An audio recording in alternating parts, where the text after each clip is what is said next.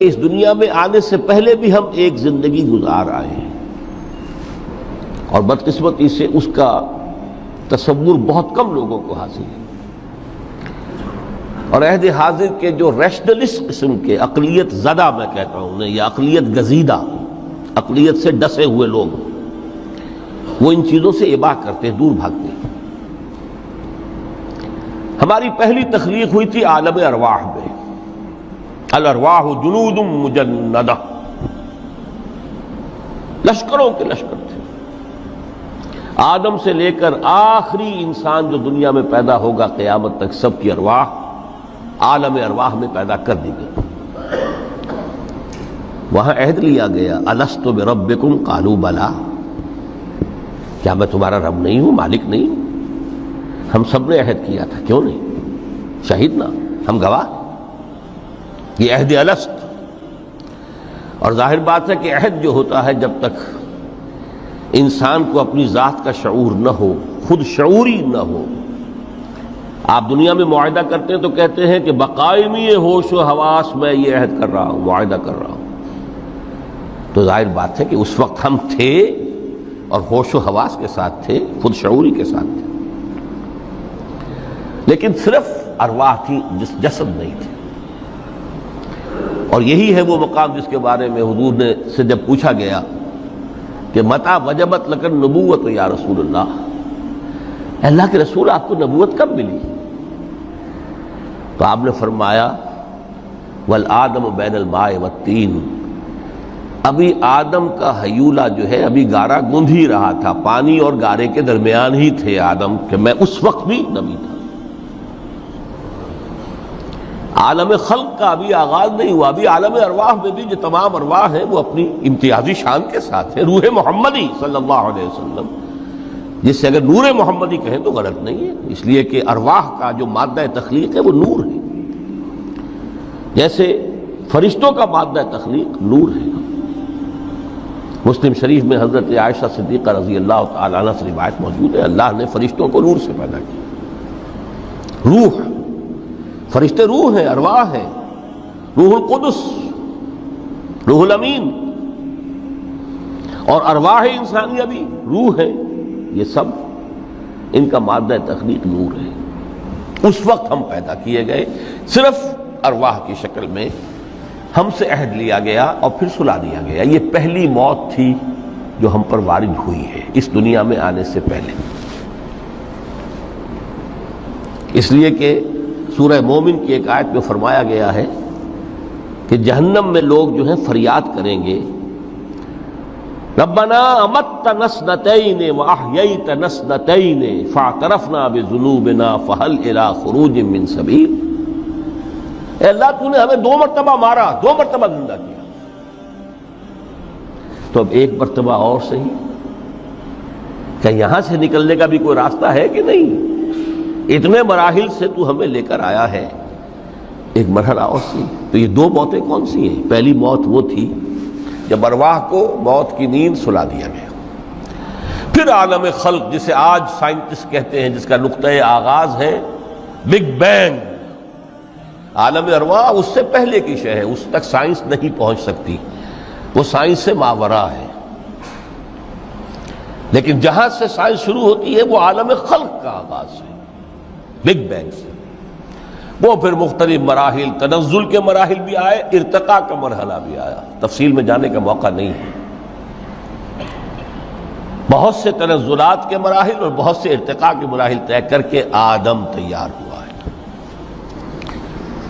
حضرت بیدل نے رحمت اللہ علیہ بہت خوبصورت شعر کہا ہے، ہر 2 عالم خاک شد تا بست نقش آدمی، اے بہار نیستی از قدر خود ہوشیار باش۔ یہ پوری جو بھی کائنات کا جو سلسلہ شروع ہوا، بگ بینگ، اور بہت بڑے بڑے جو ناری کرے تھے جن کی کہ حرارت کا جب تذکرہ کرتے ہیں سائنسدان تو trillions and trillions of foreign height, یہ ان کی اس وقت اس کی جو حرارت کا عالم تھا، لیکن پھر وہ ٹھنڈے ہوئے، کچھ اس میں سے کوئی، پھر خاک کی تہ جو ہے زمین کے اس کرے پر آئی، ہر 2 عالم خاک شد۔ یہاں سے اب آدم کا حیولہ تیار ہوا، تا بست نقش آدمی، اس کے بعد ارتقائی مراحل ہیں، اور پھر آدم کی وہ روح جو کولڈ سٹوریج میں تھی جب وہ لا کر پھونکی گئی ہے، جسد آدم جو ہے وہ مسجود نہیں تھا، مسجود تو تب بنا ہے جبکہ اس میں روح آدم وہ لا کر پھونک دی گئی۔ فَإِذَا سَوَّيْتُهُ وَنَفَخْتُ فِيهِ مِن رُوحِي فَقَعُوا لَهُ سَاجِدِينَ۔ یہاں سے حیات دنیاوی کا آغاز ہو گیا۔ پھر وہ سلسلہ تناسل ہے، آدم اور حوا کی نسل میں سے ہر بچہ 4 ماہ کے بعد جب اس کا ایک حیولہ رحم مادر میں تیار ہو جاتا ہے، حدیث ہے متفق علیہ عبداللہ ابن مسعود سے رضی اللہ تعالی عنہ، اور جس کے اندر آغاز میں وہ کہتے ہیں کہ حضور نے ہمیں یہ بتایا وَهُوَ الصادق المصدوق، دیکھنا تم کہیں شک میں نہ پڑ جانا، محمد کون ہے؟ الصادق المصدوق، جو سچے ہیں، جن کی سچائی کی اللہ گواہی دیتا ہے، کہ رحم مادر میں 40 دن تم نطفے کی شکل میں ہوتے ہو، پھر 40 دن علقہ کی شکل میں ہوتے ہو، پھر 40 دن تو مضغہ کی شکل میں ہوتے، پھر اللہ تعالیٰ فرشتے کو بھیجتا ہے جو اس میں روح پھونکتا ہے۔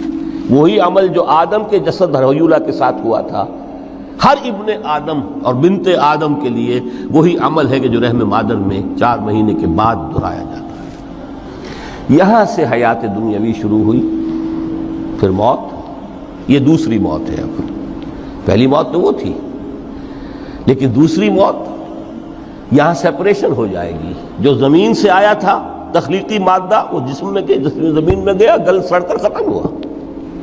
جو وہاں سے روح آئی تھی وہ اس زمینی وجود کا جو لب لباب ہے، جان، نفس، اس کو لے کر اپنے ساتھ، اور وہ جائے گی عالم بالا کو۔ پھر یہ ایک وقفہ ہے، پھر بعث بعد الموت ہے۔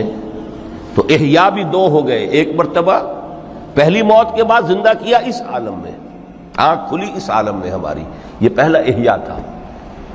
کیف تکفرون باللہ وکنتم امواتا فاحیاکم ثم یمیتکم ثم یحییکم ثم الیہ ترجعون۔ دوسرا احیاء وہ ہوگا قیامت کے دن، بعث بعد الموت، اور پھر اس کے بعد وہ زندگی ابدی زندگی ہے، ہمیشہ کی۔ یہ تصور سامنے رکھیے۔ تو یہ جو تھوڑا سا وقفہ، یہ تو زندگی بہت طویل ہے، تو اسے پیمانہ امروز و فردا سے نہ ناپ، جاویداں پیہم دماں، ہر دم جواں ہے زندگی۔ اس میں یہ وقفہ جو ہے، خلق الموت والحیات لیبلوکم ایکم احسن عملا، یہ اس جسد کے ساتھ اس روح کا اتصال، اور یہ 30 40 50 60 70 80 100 برس کی عمر، یہ ایک وقفہ ہے، یہ امتحانی وقفہ ہے، تمہیں جانچا جا رہا ہے، پرکھا جا رہا ہے۔ ایکم احسن عملا۔ اب اگر تو 2 چیزیں انسان پر واضح رہیں، اور نہ صرف واضح رہیں، مستحضر رہیں۔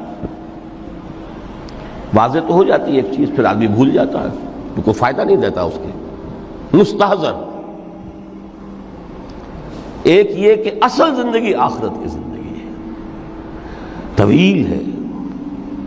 بل توثرون الحیات الدنیا والآخرۃ خیر وابقیٰ،